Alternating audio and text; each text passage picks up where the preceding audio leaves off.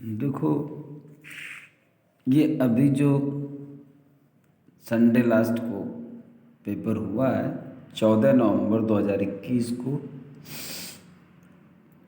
NDA two get 2021 solved paper. तो इसमें मैं ये क्लियर करना चाहता हूँ कि मेरे हिसाब से इसमें क्या क्या ऑप्शन और किस तरह से इसमें करेक्शन होगा। तो इसमें मैंने अभी 3 टॉपिक लिए हैं, एंटोनिम्स, सिनोनिम्स और इडियम्स, क्योंकि एक साथ सबको नहीं लिया जा सकता। इसके बाद मैं लूँगा स्पॉटिंग द एरर्स और जम्बल्ड पैराग्राफ होंगे या PQRS जो भी कुछ होंगे इसके बाद में लूँगा। और शायद मैंने 3-4 दिन से अभी ये वीडियो बनाया नहीं है, क्योंकि मुझे मेरे गले में थोड़ी सी प्रॉब्लम थी। स्कूल तो जैसे तैसे हो जाता था, लेकिन थोड़ा गले में दर्द सा हुआ, उसकी वजह से मैंने अभी हाल ही में कोई क्लास नहीं ली और वीडियो भी नहीं बना। आज थोड़ा सा दवा मतलब चल रही, खा रहा था 2-3 दिन से, थोड़ा आराम है। अभी भी आवाज़ से लग रहा होगा कि हाँ थोड़ा दिक्कत है, मुझे है। अब तो मैं लग रहा हूँ चाहे ना लग रहा हो, मुझे तो दिक्कत है फिलहाल। तो कई बच्चों की जो है रिक्वेस्ट आ रही थी कि सर पेपर सॉल्व कर दीजिए, तो मैं इसीलिए इसको आज मैं सॉल्व कर रहा हूँ। और एक पेपर मेरे पास और भी पड़ा है पेंडिंग, CDS का, तो इसके बाद तुरंत मुझे उसे सॉल्व करना है। तो थोड़ा सा बच्चों में हो जाता है कि एक कॉन्फिडेंस आ जाता है और उनका क्लियर हो जाता है, तो ज़रूरी है पेपर सॉल्व होना चाहिए। तो मैं देखिए कर रहा हूँ और आप लोग उसको समझिए और मिलाइए। फिलहाल तो एक कोटेशन लिखा हुआ है, an essential aspect of creativity is not being afraid to fail. जो सृजनशीलता के का जो आवश्यक पहलू होता है वो असफल हो जाने से भयभीत होना नहीं है। क्रिएटिविटी मतलब जैसे कोई हमारे अंदर किसी चीज़ को रचने की, सृजन करने की जो कला होती है उसको क्रिएटिविटी कहते हैं। इसेंशियल माने आवश्यक होता है, एस्पेक्ट माने पहलू होता है, बीइंग अफ्रेड भयभीत होना, टू फेल माने असफल होना। तो अगर हमारे अंदर कोई सृजनशीलता है, उसका जो आवश्यक पहलू होता है वो असफल हो जाने से भयभीत होना नहीं है, बल्कि सफल होने की उम्मीद करना है और सफलता की ओर आगे बढ़ना है। ये डॉक्टर एडविन लैंड ने कहा था। इसको ख़त्म करके आगे बढ़ते हैं। सिनोनिम्स आपका रहेगा। और अब देखिए यहाँ पर आया, पहला क्वेश्चन था he is essentially A low bro person. तो ये तो मैं पहले मैं बता चुका हूँ कि हम लोग सिनोनिम्स पढ़ रहे हैं। तो लो ब्रो का वैसे अगर एंटोनिम देखा जाए तो हाई ब्रो होता है। हाई ब्रो का मतलब होता है मतलब ऊंचे मस्तक वाला व्यक्ति। ऊंचे मस्तक का मतलब जिसकी तकदीर, जिसका किस्मत अच्छी हो। लो ब्रो का मतलब होता है निम्न स्तर का व्यक्ति, जो मतलब घटिया स्तर का हो। तो स्तर क्या है, मतलब वही निम्न कोटि का व्यक्ति कुल मिलाकर। और हाई ब्रो का मतलब हो जाता है उच्च कोटि का व्यक्ति। तो यहाँ पर ये जो कोर्स दिया है इसमें ये सही है, क्योंकि इसको हम सिनोनिम्स के बेस पर देख रहे हैं। तो इसके सेम अर्थ में कोर्स मिलेगा आपको और कोई नहीं मिलेगा, क्योंकि इसका मतलब प्राउड माने घमंडी, अहंकारी, ये गर्व से भरा हुआ। पैशनेट माने हो गया आवेशपूर्ण। पैथेटिक का मतलब करुणामयी हो गया। तो ये सब मैच नहीं करते, कोर्स आपका सही है। इसके बाद नॉस्टैल्जिया। नॉस्टैल्जिया का मतलब होता है कोई इच्छा, अभिलाषा, तमन्ना, उत्कंठा जिसको कहते हैं। हालांकि जो नॉस्टैल्जिया होता है उसका मतलब उदासीनता और विषाद भी होता है, दुख टाइप का होता है। लेकिन नॉस्टैल्जिया का मतलब अभिलाषा, उत्कंठा, इच्छा ये होती है। किसी की याद आ रही हो बहुत ज़्यादा, तो वही हो गया ना, मिलने की इच्छा। तो नॉस्टैल्जिया का जो सिनोनिम्स होगा वो लॉन्गिंग से होगा। लॉन्गिंग, अब देखिए एक्साइटमेंट ये नहीं होगा, हैप्पीनेस नहीं होगा, एबिलिटी नहीं होगा, इसलिए ऑप्शन इसका आपका सही है बी। फिर देखते हैं ट्रुएंसी। ट्रुएंसी का मतलब होता है काम चोरी। काम चोरी मतलब कि आप काम नहीं करना चाहते और क्या। लॉयल्टी होगा नहीं, इंटीग्रिटी नहीं होगा, ऑनेस्टी नहीं। एब्सेंटीज्म। एब्सेंटीज्म का मतलब होता है कार्य से अनुपस्थित होना। जब आप किसी जगह अनुपस्थित हो, उपस्थित नहीं हो, तो आप उस काम से बचना चाहते हो या वो काम नहीं करना चाहते हो। तो ट्रुएंसी का सिनोनिम्स ऑप्शन डी होगा। इसके बाद है मेलफिसेंट। मेलफिसेंट का मतलब होता है कोई मक्कार या हानिकर नुकसानदेह व्यक्ति, घातक जिसको कह सकते हो आप। तो अब यहाँ पर आपका कनिंग होता है ये, हालांकि क्रिमिनल अपराधी होता है, जनरस तो मैच नहीं करेगा, फ्रेंडली मैच नहीं करेगा। अब आप क्रिमिनल और कनिंग में जाइए। कनिंग का मतलब मक्कार और धूर्त से होता है, वही मेलफिसेंट होता है। मेलफिसेंट। अब मेलफिसेंट मतलब होता है कि यही मतलब जो मैलिस माने बुराई होती है, द्वेष भावना होती है। मेलाफाइड, जितने भी ये मेलाफाइड, मेल और मैलिस ये होते हैं, ये सब नेगेटिविटी को दर्शाते हैं। तो यहाँ पर आपका कनिंग, क्रिमिनल तो वो है कि अपराधी वो खुला अपराध करता है एक इस तरह से, तो क्रिमिनल माना जाता है। कनिंग का मतलब ऐसे लोग होते हैं जिनके अंदर मतलब उनके क्राइम भरा होता है, बाहर से नहीं दिखता। मतलब धूर्त और मक्कार टाइप के होते हैं, वो हानिकारक और अहितकर व्यक्ति होते हैं, उनको मतलब मेलफिसेंट कहते हैं। तो इसका ऑप्शन आपका लिया जाएगा बी।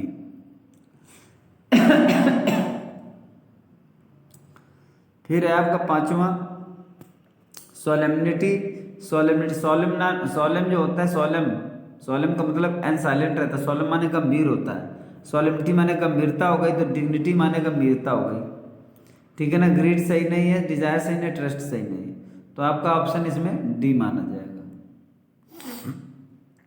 इसके बाद है बाउंटी। बाउंटी का मतलब होता है कोई भी उपहार में दी जाने वाली वस्तु। बाउंटी उदारता जिसको हम कहते हैं। तो गैलेंट्री अलग चीज, नेपोटिज्म भाई भतीजावाद, चिवैल्डी वीरता होती है, गैलेंट्री मानी बहादुरी होती है, बेनिवोलेंस माने परोपकार होता है, उपकार। ऑप्शन ए सही है, ए ऑप्शन। इसके बाद 7 नंबर है होलोकॉस्ट। होलोकॉस्ट का मतलब होता है प्रलय या सर्वनाश, इसलिए इसके मैचिंग में सिनोनिम्स आएगा डिस्ट्रक्शन, इसलिए ऑप्शन इसका बी सही है। एवर्जन माने अरुचि या घृणा होती है, तो यहाँ पर हो गया हॉस्टिलिटी, यानी ऑप्शन बी। क्योंकि हॉस्पिटैलिटी माने सत्कार होता है, ह्यूमिलिटी का मतलब होता है अपमान होता है, और हम्बलनेस का मतलब होता है विनम्रता, इसलिए हॉस्टिलिटी।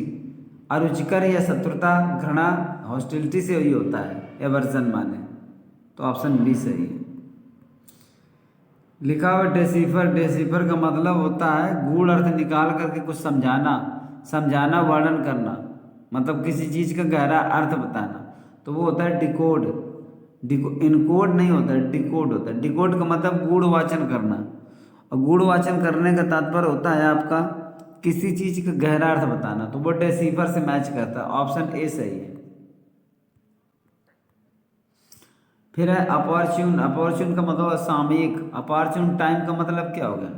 वैसे अगर हम अपॉर्चुनिटी देखें तो एक अवसर और समय होता है, लेकिन it is the opportune time का मतलब उचित समय, मतलब सामयिक। सामयिक का मतलब जो वास्तव में वो सामयिक यानी समय से संबंधित हो, ठीक समय से। तो it is the opportune time to think about investment in the real estate sector. Real estate sector में इन्वेस्ट करने के बारे में सोचना एक उचित समय है, तो ये आपका ये मैच करेगा जा करके option B appropriate, B number. इसके बाद आगे है यहाँ से आपके एंटोनिम शुरू हो रहे हैं, ध्यान रखिएगा, एंटोनिम्स इसके आगे जाएंगे। तो एंटोनिम में देखते हैं लॉपसाइडेड। लॉपसाइडेड माने एक तरफा होता है, इसका आ जाएगा बैलेंस्ड। बैलेंस्ड का मतलब क्या होता है, संतुलित। संतुलित का मतलब जो दोनों तरफ से संतुलित हो। अगर एक तरफ बाहर ज़्यादा हो जाएगा तो इसका एंटोनिम क्या होगा, बैलेंस्ड। बैलेंस्ड का मतलब दोनों तरफ बैलेंस होता है, तो लॉपसाइडेड का एंटोनिम बैलेंस्ड, ऑप्शन डी सही है। इसके बाद है प्रेसवर्दी, प्रेसवर्दी प्रशंसा का पात्र, तो एडमायरेबल नहीं होगा, ठीक। कंडेमनेबल, ये इसको देख लेते हैं। कमेंडेबल ये नहीं होगा। क्रेडिटेबल ये भी नहीं होगा। कंडेमनेबल होगा ये। कंडेम माने होता है निंदा करना, CONDEMN, निंदा करना, तो कंडेमनेबल।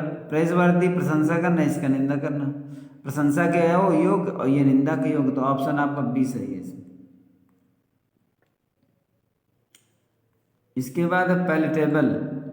पैलेटेबल का मतलब होता है जो अनुकूल होता है, यानी जिसमें स्वाद मिलता हो, और यह मतलब मज़ेदार हो। तो अब जब तक कोई चीज़ आपके अनुकूल नहीं है तो वो मज़ा कैसे देगी, इसलिए यहाँ पर एक्सेप्टेबल। अब एक्सेप्टेबल तो बिल्कुल सही है, जो इसके अनुकूल है यानी मैच कर रहा है। एग्रीएबल ये भी सही है, प्लेजेंट ये भी सही है, लेकिन इसका उल्टा निकालना है ना, तो उल्टा निकालना तो अनएक्सेप्टेबल नहीं होगा, तो फिर आपका ऑप्शन आपका सी माना जाएगा सही। इसके बाद है रेस्ट्रोग्रेड। रेस्ट्रोग्रेड का जो मतलब होता है वो होता है पीछे हटना। पीछे हटना जिसका पतन होना, ठीक। तो निगेटिव, रिट्रीटिंग, रिवर्स, पीछे हटना, निगेटिव पीछे जाना, प्रोग्रेसिव इसका सही है, क्योंकि एंटोनिम पूछ रहा है, तो इसका ऑप्शन ए सही है। माइक्रोस्कोपिक का मतलब होता है सूक्ष्म कण वाला या सूक्ष्म आकार वाला, तो मिनट सूक्ष्म, प्रिसाइज भी सूक्ष्म करना होता है। फाइन का मतलब सुंदर बनाना। ब्रॉड बेस्ड, जिसका आकार चौड़ा हो, जिसका आधार चौड़ा हो, ऑप्शन ए लिया जाएगा, एंटोनिम की बात है। इसके बाद ऑब्ड्यूरेट। देखिए मैं अभी ये चीज़ कहने वाला था कि बहुत सारे ऐसे शब्द हैं जो मैं बीच बीच में पढ़ा चुका हूँ। अब ये तो नहीं होता कि NDA के पेपर में जितना मैं पढ़ा रहा हूँ उतना सब आएगा, लेकिन पैलेटेबल, ऑब्ड्यूरेट और कई ऐसे आई हैं जैसे प्रोफाउंड, और आपका आया था नॉस्टैल्जिया। ये सब वर्ड्स पीछे कहीं ना कहीं किसी न किसी जगह पे आ चुके हैं। अब ये है कि कोई ना देखे वो एक अलग बात है, ना पढ़े ना समझे तो कोई अलग बात है। और तुम भी जानते हो कि कोई भी कितनी बड़ी कोचिंग सेंटर होगी और कितना भी बड़ा मतलब कोच होगा, टीचर होगा, वो पूरे के पूरे पेपर को, कॉम्पिटिटिव पेपर को पूरा का पूरा पहले से नहीं, एक साथ नहीं बता सकता कि यही आएगा। हाँ ये है कि बहुत सारे प्रैक्टिस सेट करवाए जाते हैं, बहुत सारे प्रैक्टिस सेट करवाए जाते हैं, जिनमें से कोई एक मीनिंग, कोई दूसरी मीनिंग कहीं आ गई, कोई तीसरी आ गई, पर वो निरंतर पढ़ने से होता है कि हाँ हम उसकी क्लास बराबर पढ़ रहे हैं और बराबर उसके द्वारा सजेस्ट किए गए वर्ड्स को देख रहे हैं, तो कहीं ना कहीं वो शब्द हैं जो मिलते हैं आगे जा कर के।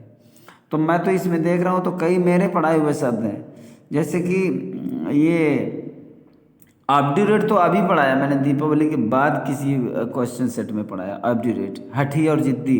हाँ उस दिन मैं वो पढ़ा रहा था, सॉरी, ये जब बहुत सारे वो वन वर्ड्स और वो एंटोनिम सिनोनिम्स में देख रहा था, तो मैंने इससे पहले का जो मैंने प्रैक्टिस सेट करवाया उसमें ऑब्ड्यूरेट पढ़ाया, ये मुझे पता है। और नॉस्टैल्जिया वगैरह आ चुका है बीच में कहीं, पैलेटेबल भी आ चुका है, तो ये सारी चीज़ें कहीं ना कहीं, एवर्जन भी आ चुका है, एवर्जन उसी सेट में आया जो पीछे मैंने कराया, बाउंड्री भी आ चुका है, तो ये सब आते रहते हैं। फिलहाल देख लेते हैं। ऑब्ड्यूरेट माने हठी और जिद्दी होता है, ठीक है। तो कैलस माने निर्दयी, इनसेंसिबल माने बेवकूफ़ या ना समझ, ऑब्नॉक्सियस माने हठी या जिद्दी हो, तो फ्लेक्सिबल माने लचीला होता है यानी विनम्र, तो इसका एंटोनिम हो जाएगा ए। इसके बाद चलते हैं 27 नंबर 27, प्रोफाइंड माने डीप होता है यानी गहरा, तो चूंकि उसको हमें एंटोनिम चाहिए ना, तो सुपरफिशियल होता है। सुपरफिशियल माने सतही होता है, ऊपर का होता है, ऊपर का, यानी जो ऊपर सतह में जो होता है उसको कहते हैं सुपरफिशियल। और प्रोफाइंड माने गहरा होता है, तो इसका आपका एंटोनिम ये होगा, ऑप्शन डी वाला। इसके बाद लिखा है टर्बुलेंट। जो यहाँ पे टर्बुलेंट लिखा होता है अशांत और उपद्रवी होता है। तो डिस्ट्रक्टिव माने विनाशकारी, अनस्टेबल माने अस्थिर होता है, काम माने शांत, स्टॉर्म माने तूफानी। तो अब देखो ये सब डिस्ट्रक्टिव, ये टर्बुलेंट माना जाएगा क्योंकि ये उपद्रवकारी, विनाशकारी होता है। अनस्टेबल जो स्थिर नहीं है, अस्थिर है मतलब अशांत है, ठीक है। स्टॉर्मी तूफानी, तूफान जो मचाएगा वो भी अशांत है। तो टर्बुलेंट माने अशांत होता है, तो इसका वो एंटोनिम चाहिए तो वो होगा काम। काम माने होता है शांत, ऑप्शन सही है तुम्हारा सी। इसके बाद देखते हैं डॉगमेटिक लिखा है। जो डॉगमेटिक लिखा उसका मतलब कट्टर या सिद्धांतवादी होता है। तो कट्टर और सिद्धांतवादी का तुम्हारा जो एंटोनिम होगा वो होगा एमनेबल। एमनेबल का मतलब होता है जवाबदेही। जवाबदेही जो मतलब उत्तरदायी हो किसी चीज़ का। और जो कट्टर होगा किसी चीज़ पर अपना सिद्धांत लेकर चलेगा, वो उस चीज़ पर जवाब थोड़ी देता है। ये तो उसका सिद्धांत, वो तो कॉम्प्रोमाइजिंग नहीं होता है, मतलब समझौता नहीं कर सकता अपने सिद्धांत। कहते नहीं हम भाई इस चीज़ में समझौता नहीं कर सकते, तो वो कट्टर माना जाता है। और जो अपने किसी भी किए गए कार्य का उत्तर देने के लिए भी राजी हो, नहीं नहीं भाई मैंने ऐसा नहीं ऐसा, तो वो एमनेबल होता है। तो हालांकि यहाँ पर डॉगमेटिक का एंटोनिम आपका बी माना जाएगा। फिकल का मतलब चंचल या चपल या मुखर होता है। चंचल या चपल या मुखर, तो उसका एंटोनिम होगा स्टेबल। स्टेबल का मतलब स्थायी होता है, स्थिर होता है, अचल होता है। ये मतलब शरारतें करता है, चपलता करता है, चंचलता करता है, ये चुपचाप रहता है, स्टेबल होता है। तो इसका 30 का आपका ऑप्शन हो जाएगा ए। इसके बाद देखते हैं आगे, ईडियम्स और फ्रेजेज है यहाँ पे। ईडियम्स और फ्रेजेज, अब देख लेते हैं ईडियम्स और फ्रेजेज में कौन सा सही है। तो यहाँ पर पहला वंस ओवर, और वंस ओवर का मतलब होता है टू डू समथिंग क्विकली, ये सही माना जाएगा। मीनिंग बताने की कोई ज़रूरत नहीं है। जब ये सही होता है तो बस इसके माने इसका यही होता है कि कोई किसी चीज़ को जल्दी काम करना। इसके बाद है ए bag of bones. A bag of bones का मतलब होता है एन एक्सट्रीमली थिन पर्सन, बहुत ज़्यादा दुबला पतला व्यक्ति होता है, उसको ए बैग ऑफ बोन्स कहा जाता है। इसके बाद है muddy the waters. Muddy the waters का मतलब होता है to make the situation complicated, यानी स्थिति को बहुत ज़्यादा जटिल बना देना, वो होता है ऑप्शन डी, यानी to make the situation complicated. फिर है 44 number, to level with to be honest, ये सही होता है इसका। इसके बाद शो योर हैंड का मतलब होता है to tell people about your plans. भाई हाथ खोलकर लोगों को दिखाने का मतलब, अब ये देखो डायरेक्ट मीनिंग होती नहीं, लेकिन मेरा मन करने लगता है तो मैं बताने लगता हूँ। सो योर हैंड, अपना हाथ खोलकर सब दिखा देना, मतलब अपने प्लान सब लोगों को बता देना होता है ना। सब आपने राजनीति बता दी, अपनी स्ट्रेटजी बता दी। पुलअप, पुलअप का मतलब होता है टू चेक वन सेल्फ, मतलब कोई अपने आप को जैसे चेक करे होता है, किसी चीज़ को ओपन करे और ओपन करने के बाद देखे कि मैं कहाँ हूँ, किस जगह पर हूँ, किस जगह पर हम मुझे होना चाहिए, उस स्थिति से मतलब चेक करना, अपनी सिचुएशन चेक करना, पुलअप, उसको टू चेक वन सेल्फ होता है। इसके बाद बी आउट ऑफ एक्शन, तो ये हो जाएगा to become dysfunctional. Out of action, तो टू बिकम डिसफंक्शनल का मतलब क्या हो, कोई फंक्शन कर ही नहीं रहे हो, तो आउट ऑफ एक्शन हो गए। 80 नंबर ऑप्शन चुना जाएगा। इसके बाद है learning from the school of hard knocks, तो इसका मतलब हो जाएगा learning things through difficult experience. Option number D सही है इसका, ये वाला। इसके बाद raise some hackles. Raise some hackles का मतलब होना चाहिए टू एनॉय, मतलब ए नंबर, क्रोधित करना किसी को, समस्याएं खड़ी करके, कोई सिचुएशन ऐसी जो इरिटेटिंग सिचुएशन रेज करना, टू एनॉय हो गया। इसके बाद है आपका, तो यहाँ पर आपका ऑप्शन जो लिया जाएगा वो ए लिया जाएगा। फिर है a man of letters. A man of letters का मतलब होता है स्कॉलर इन लिटरेचर। अब इन स्कॉलर इन लिटरेचर का मतलब होता है साहित्य का विद्वान, वही होता है मैन ऑफ लेटर। और लेटर्स किससे जुड़े हैं, साहित्य से जुड़े हैं ना। हंसी इसलिए आ रही है कि मतलब अब ऐसे ये चीज़ें आ जाती हैं, तो मैं समझता हूँ बच्चे इसको दौड़ के कर लेते होंगे, बहुत अच्छे से कर लेते होंगे। लेकिन ये है कि काफ़ी कुछ चीज़ें काफ़ी मुश्किल आ जाती हैं, तो बच्चों को परेशान कर देती होंगी। चलो ठीक है, practice makes a man perfect. अब ये है कि एग्ज़ाम है, कंपटीशन, क्या किया जाए, सब कुछ अपने बस में होता नहीं है। लेकिन एक बात ज़रूर कहूँ, मेहनत अपने बस में है, लगे रहिए, भगवान तुमको सफलता ज़रूर दे देगा। कभी ना कभी ऐसा हो जाता है कि प्रयास करते करते कभी ना कभी उसका दरवाज़ा खुल ही जाता है। धक्का देते रहो देते रहो देते रहो, खुलेगा खुलेगा तो नहीं, टूटेगा टूट के खुलेगा ज़रूर, लेकिन चाहे जैसे खुले, है ना। तो बस धक्का देते रहिए, आगे बढ़ने के लिए प्रयास करते रहिए। मेरी शुभकामनाएं हैं सबके लिए, और मैं कोशिश करूँगा कि ज़्यादा से ज़्यादा और ठीक से आपको कोई न कोई समस्या जैसे आए तो कहीं ना कहीं मददगार बनूँ। शुभचिंतक बन तो हूँ ही, मददगार भी बनूँ, हर तरह से सहायता करूँ। मेरी तरफ से सभी बच्चों को शुभकामनाएं हैं। और मैं अगला पेपर सॉल्व करने के, और इसके जितने पार्ट्स बचे हैं, ये PQRS और ये स्पॉटिंग द रेस, वो भी मैं कल या परसों तक डाल दूँगा।